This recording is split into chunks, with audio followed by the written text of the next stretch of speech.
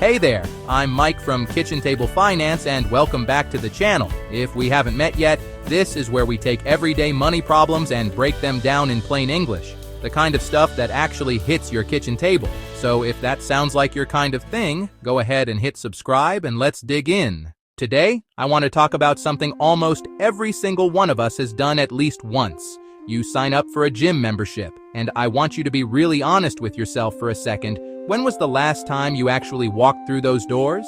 Because if the answer made you wince a little, you are absolutely not alone. And it might be quietly costing you a lot more than you think. Let me walk you through how this happens, because it's the same story for almost everybody. Motivation is highest right at the very beginning. That's when you sign up. Maybe it's January, maybe it's the start of summer, and you're full of good intentions. You go for a week, maybe two, and then life happens. Work gets busy, the kids need something, it's raining, and the visits slowly taper off.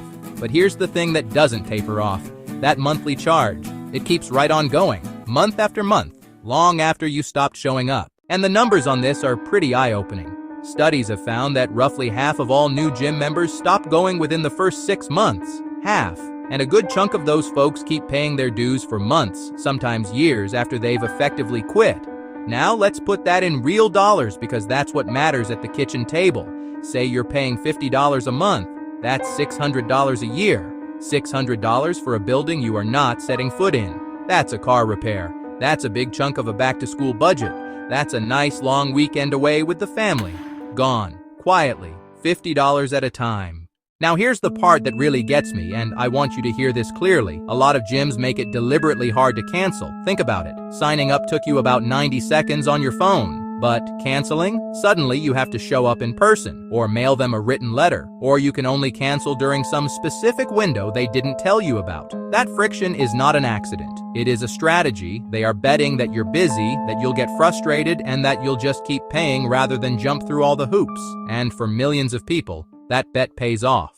So let's talk about what you actually do about it, because this is one of the most satisfying money leaks you will ever plug. Step 1, and do this tonight if you can. Pull up your bank statement or your credit card statement and actually look for that charge. A lot of folks are genuinely surprised to find it's still active. Step 2, be honest with yourself about whether you're using it. And look, if you are going regularly, that membership is money well spent. Keep it. This isn't about guilting anybody out of the gym. This is only about the memberships you've stopped using. Step 3, if you're not using it, read your own contract and find out exactly how they require you to cancel, so you can do it right the first time. And step 4, this is important. Do not let them talk you into a pause or a freeze instead of a real cancellation, because a pause you forget about just quietly turns back into that same monthly charge a few months down the road. And this isn't financial advice, it's just plain old common sense to help you keep more of what you earn.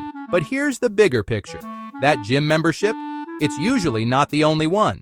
Most of us have several of these little recurring charges quietly draining our accounts every month. The streaming service nobody watches anymore. The app you signed up for and forgot. The free trial that quietly turned into a paid subscription. Individually, they feel small.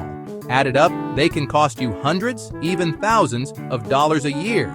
That's exactly why I put together my Ghost Subscriptions mini course. It walks you step by step through hunting down every single one of these hidden charges and shutting down the ones you don't want so that money comes back home to your budget where it belongs. You can find it linked down in the description below. And hey, if this was helpful, do me a favor and hit that subscribe button so these kitchen table money tips keep showing up for you.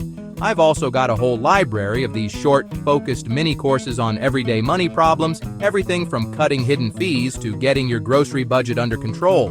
The link to all of them is down in the description too, so come take a look when you're ready to go a little deeper.